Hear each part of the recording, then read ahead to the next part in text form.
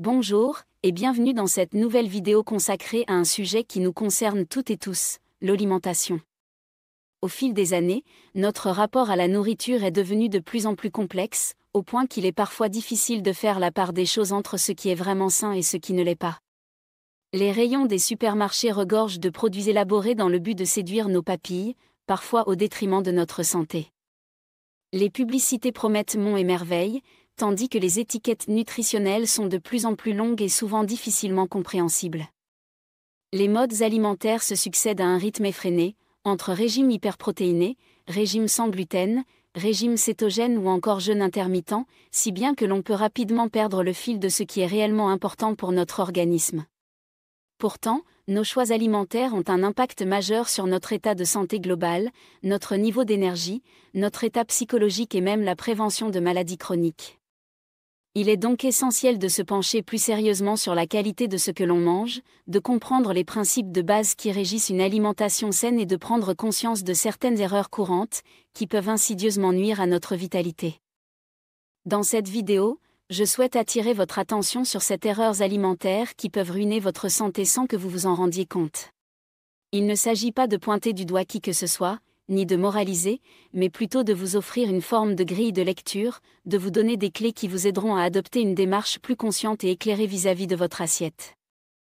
Car, la plupart du temps, ces erreurs sont commises sans mauvaise intention, souvent par manque de connaissances ou par habitude. On pense bien faire ou on n'y prête tout simplement pas attention, alors que l'accumulation de ces pratiques peut, à long terme, s'avérer délétère pour le corps et l'esprit. Nous aborderons ainsi des aspects importants, comme le fait de ne pas lire ou de ne pas comprendre les étiquettes des produits, les conséquences de la surconsommation d'aliments ultra-transformés, la place prépondérante que peut prendre le sucre dans notre régime alimentaire, l'absence ou l'insuffisance de fibres et de légumes dans nos menus, la négligence vis-à-vis de l'hydratation, les effets pervers d'une prise de repas trop rapide et, enfin, la croyance persistante dans les régimes miracles, qui conduisent inlassablement au fameux effet yo-yo. Mon intention n'est pas de vous proposer un programme hyper strict, ni de vous dicter votre conduite alimentaire à la lettre. L'alimentation doit rester un plaisir et une source de convivialité. Il est tout à fait possible de manger sain tout en conservant une dimension de gourmandise, l'essentiel est de trouver le juste équilibre et de bien connaître les écueils à éviter. Une fois que l'on a identifié ces erreurs, on peut se pencher sur des solutions concrètes, souvent assez simples à mettre en place au quotidien, comme prendre le temps de lire les listes d'ingrédients, introduire davantage de produits bruts dans sa cuisine, modérer sa consommation de sucre, s'hydrater régulièrement ou encore adopter une approche plus consciente et plus lente lors de nos repas. Ces ajustements peuvent faire une réelle différence sur le long terme, aussi bien sur la balance que sur notre bien-être mental et physique. C'est donc dans cet esprit de sensibilisation et de responsabilisation que je vous invite à parcourir ces 7 erreurs alimentaires. Peut-être allez-vous vous reconnaître dans une ou plusieurs de ces situations, peut-être allez-vous réaliser que vous faites inconsciemment certaines choses que vous pensiez anodines. Pourtant, vous verrez que les études scientifiques convergent et mettent en évidence l'importance de ces facteurs pour notre santé globale et notre longévité. Prenez quelques instants pour vous poser confortablement et laissez-moi vous partager ces réflexions et ces conseils, qui, j'espère, vous aideront à progresser sur le chemin d'une alimentation saine et équilibrée. Et si vous estimez être déjà bien avancé dans cette démarche, vous trouverez sans doute des rappels utiles ou de nouvelles idées pour aller encore plus loin. Alors, sans plus attendre, découvrons la première erreur alimentaire, qui consiste à délaisser la lecture des étiquettes ou à ne pas savoir les décrypter. Erreur numéro 1, ne pas lire ou ne pas savoir lire les étiquettes des produits alimentaires. L'une des premières erreurs que l'on commet bien souvent au moment de faire nos courses concerne le fait de ne pas lire les étiquettes des produits alimentaires ou de ne pas savoir les interpréter correctement. Nous nous laissons généralement attirer par le marketing, l'emballage coloré et les slogans prometteurs sur le devant du produit. Des mots comme naturel, artisanal, léger ou enrichi en vitamines viennent capter notre attention et nous amener à croire que le produit est sain. Pourtant, la réalité se cache bien souvent au dos de l'emballage, là où figure la liste des ingrédients et le tableau nutritionnel.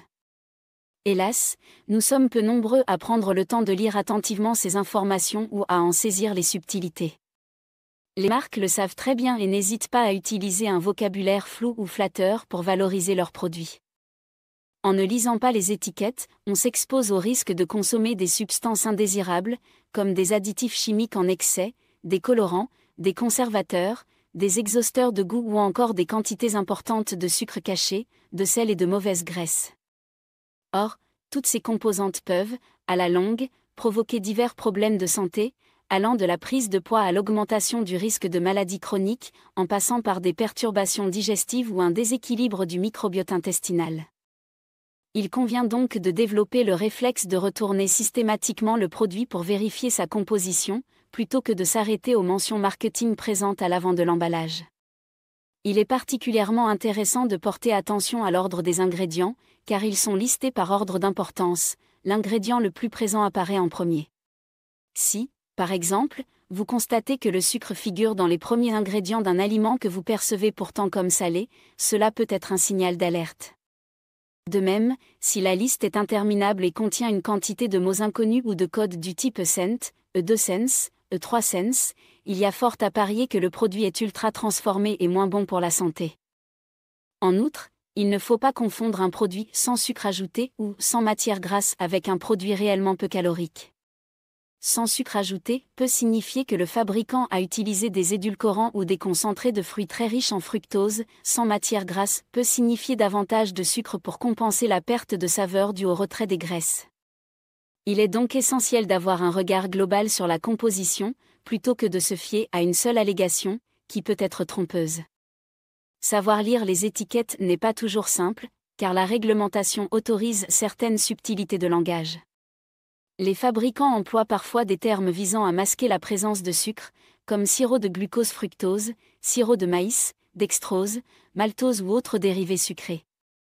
En réalité, il s'agit toujours de sucres rapides, tout aussi problématiques lorsqu'ils sont consommés en excès. Parfois, les produits affichent des éléments qui nous paraissent sains, comme par exemple des oméga-3 ou des vitamines ajoutées, mais cet ajout ne justifie pas la présence d'une quantité massive de sucre ou de sel dans le reste de la recette.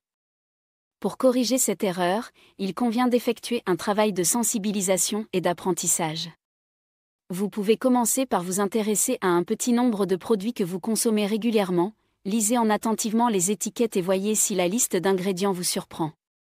En apprenant à repérer les différents noms du sucre, les différentes qualités de graisse et d'huile, ainsi que la proportion de fibres, de sel et d'additifs, vous deviendrez rapidement plus vigilant.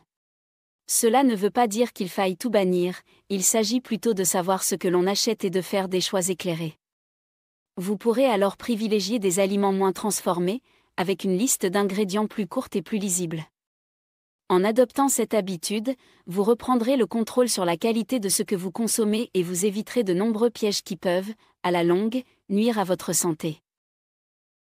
Nous allons maintenant aborder l'erreur suivante, qui concerne la surconsommation de produits ultra-transformés. Erreur numéro 2, surconsommer des aliments ultra-transformés. Une autre erreur courante, qui peut sérieusement nuire à votre santé, consiste à vous tourner de manière excessive vers les aliments ultra-transformés. Ces produits se distinguent par une multitude de procédés industriels, qui modifient l'état initial des matières premières, ajoutent des additifs, des colorants, des arômes artificiels et transforment profondément la structure de l'aliment. Les plats préparés, les nuggets, les sodas, la plupart des biscuits et gâteaux industriels, les céréales de petit déjeuner très sucrées et de nombreux encas font partie de cette catégorie.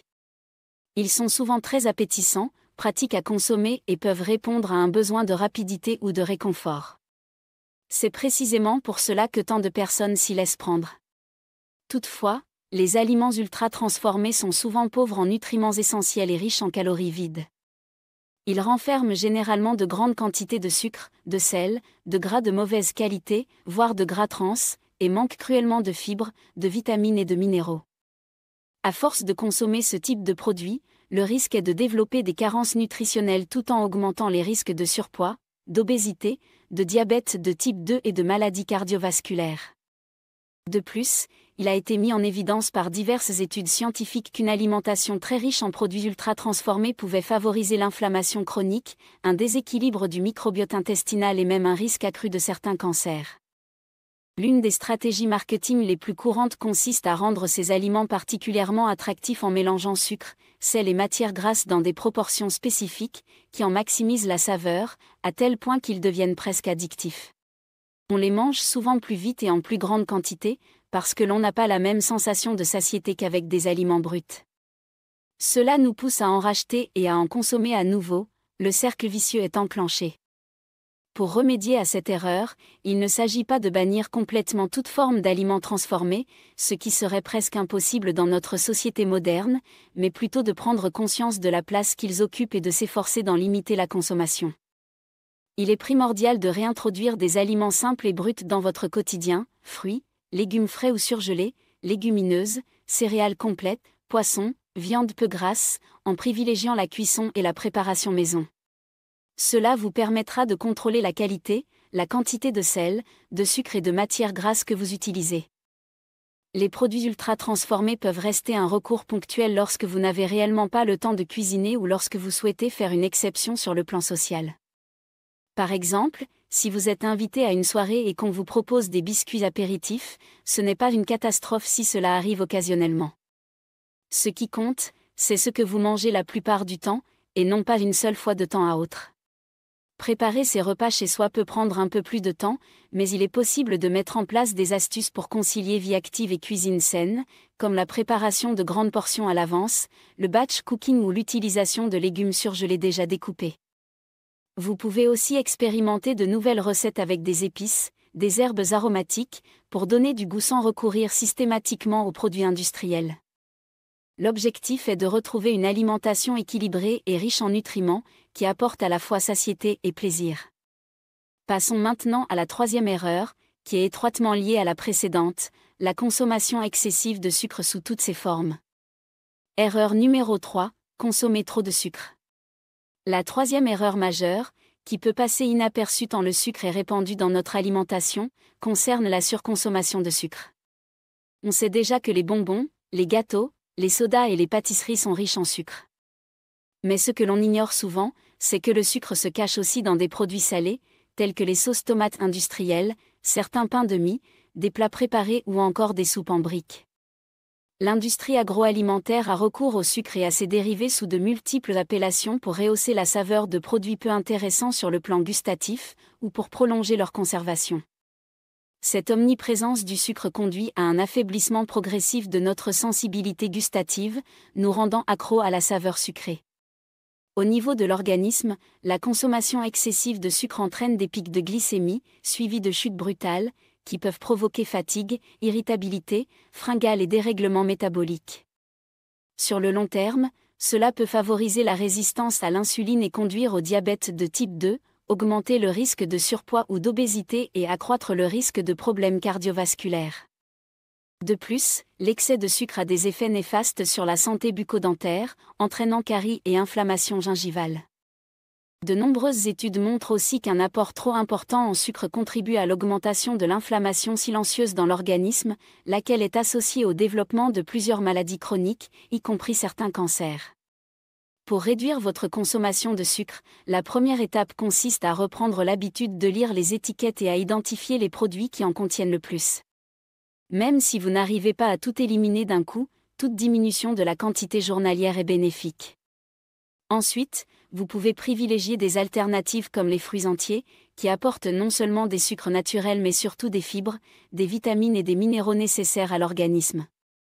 Les fruits secs, consommés en petite quantité, peuvent également être une bonne source d'énergie, à condition de ne pas en abuser, car ils restent riches en sucre. Il est également utile d'éduquer progressivement votre palais pour accepter des saveurs moins sucrées. Par exemple, vous pouvez baisser petit à petit la quantité de sucre que vous mettez dans votre café ou dans vos yaourts. Vous pouvez opter pour des desserts moins sucrés, voire sans sucre ajouté, tout en misant sur les épices comme la cannelle ou la vanille, qui rehaussent le goût sans apporter de calories vides. L'idée n'est pas de bannir complètement le sucre de votre alimentation, car cela peut être trop contraignant et générer de la frustration. Le but est de consommer le sucre avec parcimonie et conscience, de ne pas en faire un ingrédient permanent, ni une consolation automatique dès qu'un coup de fatigue ou de stress se fait sentir. Nous allons maintenant nous intéresser à l'erreur numéro 4, qui consiste à négliger les légumes et les fibres alimentaires, pourtant si essentielles à notre santé. Erreur numéro 4, Négliger la consommation de légumes et de fibres. Négliger la consommation de légumes et de fibres est une erreur fréquente, qui peut avoir des répercussions notables sur votre santé.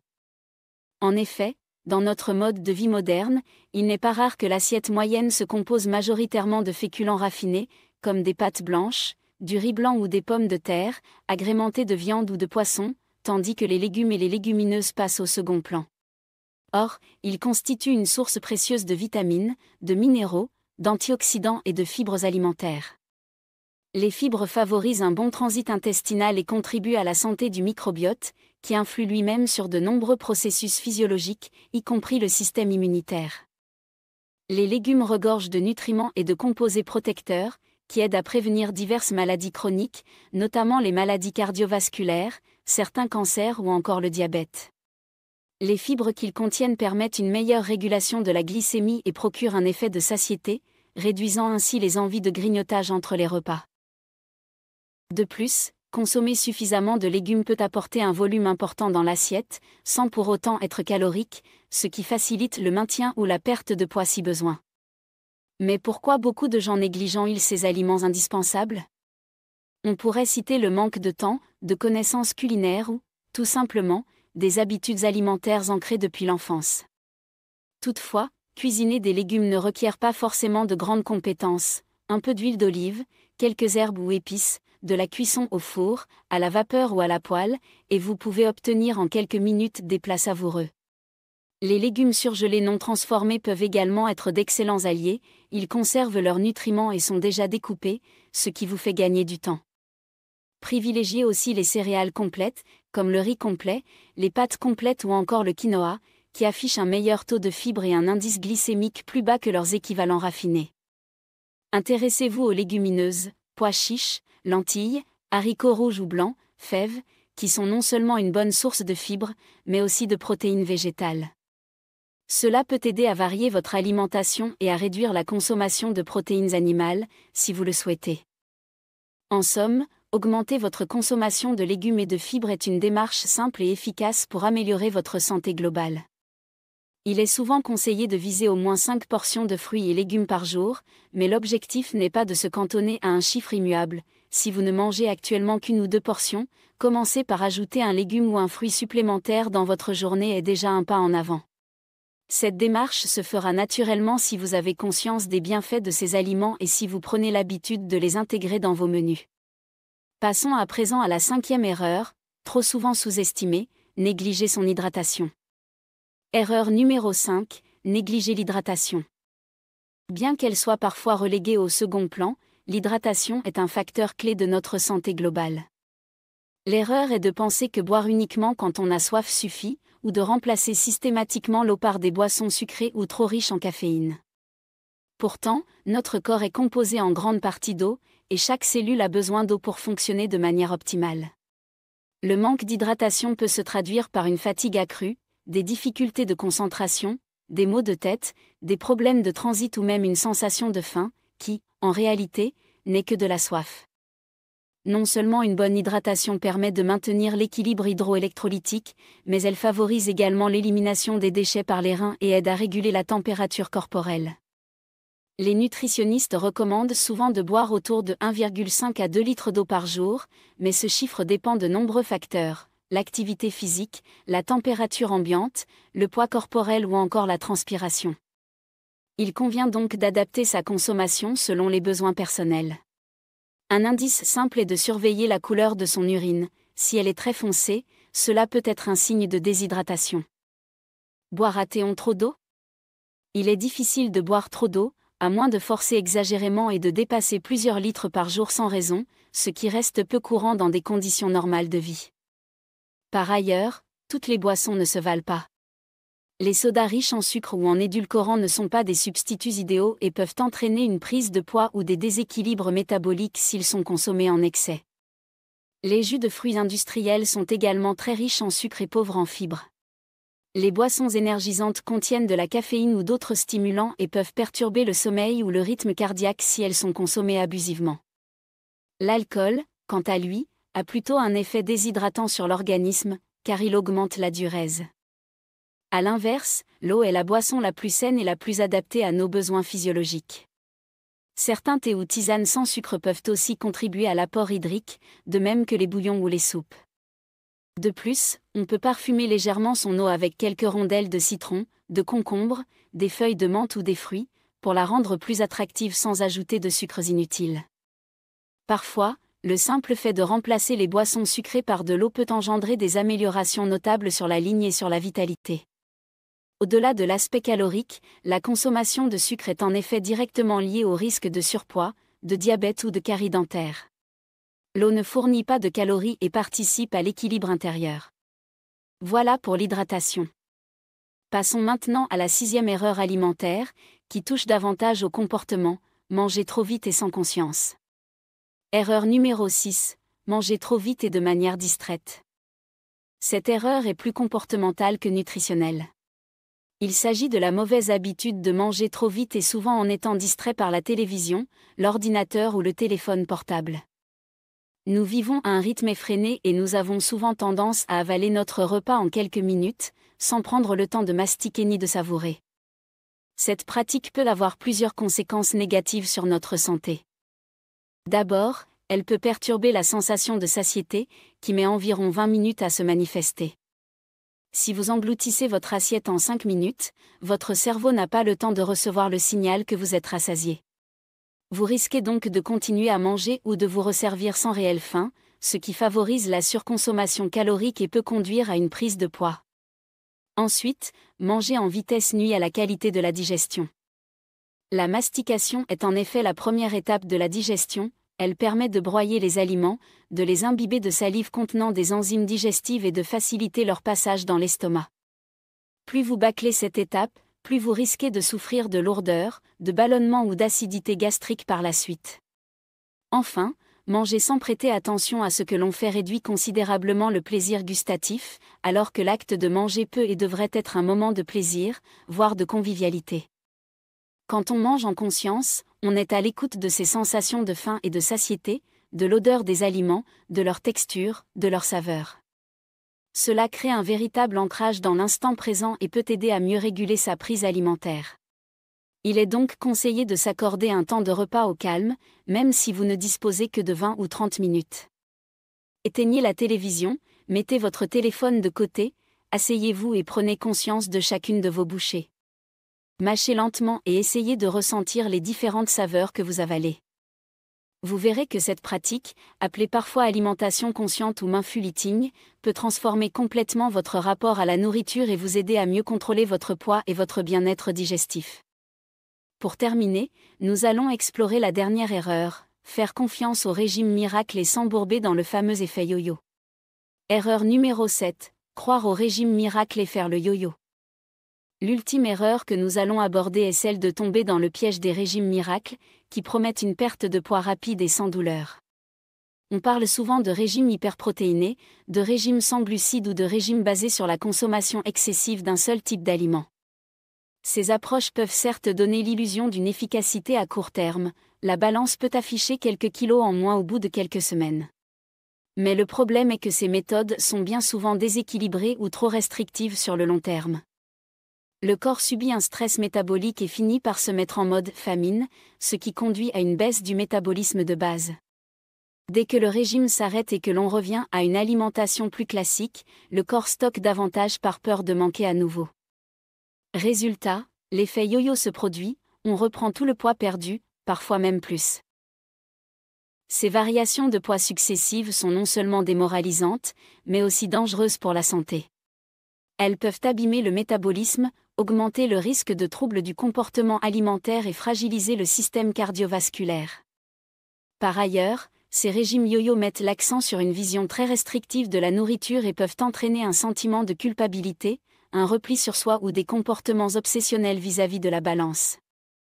La meilleure façon d'éviter ce piège est de comprendre que la perte de poids durable repose sur un changement progressif d'habitude de vie. Il ne s'agit pas d'éliminer d'un seul coup tous les aliments plaisir, ni de tomber dans une obsession orthorexique visant la perfection alimentaire. Il s'agit plutôt de rééquilibrer ses apports, de prendre conscience de l'importance de manger varié, de bouger régulièrement, de limiter les produits ultra transformés et de maintenir une relation saine avec la nourriture. Il est préférable de viser une perte de poids lente et progressive, parfois de l'ordre de quelques centaines de grammes à 1 kg par semaine au maximum, plutôt que de chercher à perdre 5 kg en une semaine en s'affamant. Une perte rapide de poids est souvent synonyme de reprise rapide. C'est pourquoi il est souvent recommandé de se faire accompagner par un professionnel de la nutrition ou par un diététicien, qui pourra adapter les conseils à votre situation personnelle et vous aider à adopter un mode de vie équilibré et réaliste, plutôt qu'un régime extrême. L'activité physique est aussi un allié précieux pour améliorer la composition corporelle, préserver la masse musculaire et encourager le maintien d'un métabolisme actif, en évitant le fameux ralentissement métabolique qui survient lors des restrictions caloriques trop importantes. Nous en arrivons à la fin de ces 7 erreurs alimentaires. Passons à présent à la conclusion. Conclusion. Vous avez donc découvert, au cours de cette vidéo, 7 erreurs alimentaires courantes qui peuvent ruiner votre santé sans que vous le sachiez. Elles touchent aussi bien à la qualité des produits que nous consommons, qu'à la manière dont nous nous alimentons et dont nous gérons nos habitudes quotidiennes. La première erreur porte sur la méconnaissance ou le désintérêt pour les étiquettes, qui dissimulent souvent des ingrédients nocifs ou des quantités de sucre et de sel bien supérieures à ce que l'on imagine. La seconde erreur concerne la surconsommation de produits ultra transformés, qui sont séduisants, rapides et pratiques, mais dont la valeur nutritionnelle est souvent désastreuse.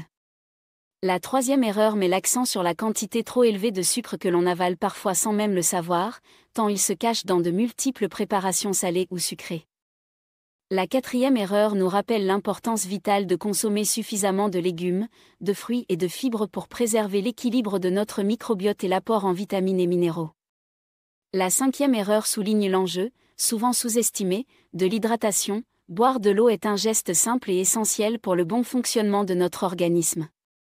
La sixième erreur met en lumière l'impact d'un repas avalé trop vite et sans conscience, ce qui perturbe la satiété et la digestion, et empêche de profiter pleinement des saveurs et du plaisir de manger. Enfin, la septième et dernière erreur consiste à croire aux régimes miracles, qui certes peuvent induire une perte de poids spectaculaire à court terme, mais se soldent bien souvent par l'effet yo-yo, des frustrations et parfois des troubles du comportement alimentaire. Mais la bonne nouvelle, c'est que rien n'est irréversible. Prendre conscience de ces erreurs constitue déjà un grand pas en avant. Il ne s'agit pas de bouleverser radicalement son mode de vie du jour au lendemain, ce qui serait trop ambitieux et potentiellement décourageant. Il s'agit plutôt d'adopter une démarche progressive et réfléchie. Chaque petite amélioration compte. Par exemple, se mettre à lire les étiquettes avant de mettre un produit dans son caddie, introduire une poignée de légumes supplémentaires chaque jour, remplacer les sodas par de l'eau ou des infusions, manger en prenant quelques minutes de plus pour mastiquer correctement et savourer, varier sa palette d'aliments pour éviter la routine et encourager l'équilibre nutritionnel. Éviter les régimes express au profit d'une démarche plus globale et plus lente, mais aussi plus stable. Vous l'aurez compris, le secret d'une bonne santé passe par la variété, la modération et la qualité. Il ne faut pas perdre de vue que l'alimentation est non seulement un carburant pour notre corps, mais aussi une source de plaisir et un élément de convivialité avec notre entourage. Retrouver un rapport serein à la nourriture implique de s'informer, de s'écouter et de prendre soin de soi dans la durée. Ne culpabilisez pas si vous commettez encore certaines de ces erreurs, ou si vous n'arrivez pas à tout corriger en même temps. L'important, c'est d'entamer la réflexion et d'avancer pas à pas vers des habitudes plus saines. Au fil du temps, vous observerez sans doute des améliorations significatives sur votre énergie, votre humeur, votre digestion et même sur votre silhouette, si vous aviez des kilos superflus. Loin des dictats et des interdictions drastiques, rappelez-vous que votre organisme a besoin avant tout de bienveillance et de régularité. Apprenez à l'écouter et offrez-lui ce dont il a besoin pour fonctionner de manière optimale. J'espère que cette vidéo vous aura permis de prendre conscience de ces écueils courants et qu'elle vous donnera l'envie de mieux composer votre assiette. Pour aller plus loin, vous pouvez consulter d'autres ressources, et pourquoi pas vous faire accompagner si vous estimez avoir besoin d'un conseil personnalisé. En attendant, je vous souhaite de délicieux repas équilibrés, variés et conscients. Merci d'avoir suivi cette vidéo, et à très bientôt pour de prochains conseils autour de la santé et du bien-être. Prenez soin de vous et n'oubliez pas qu'une alimentation de qualité est le premier pilier d'une vie en pleine forme et épanouie.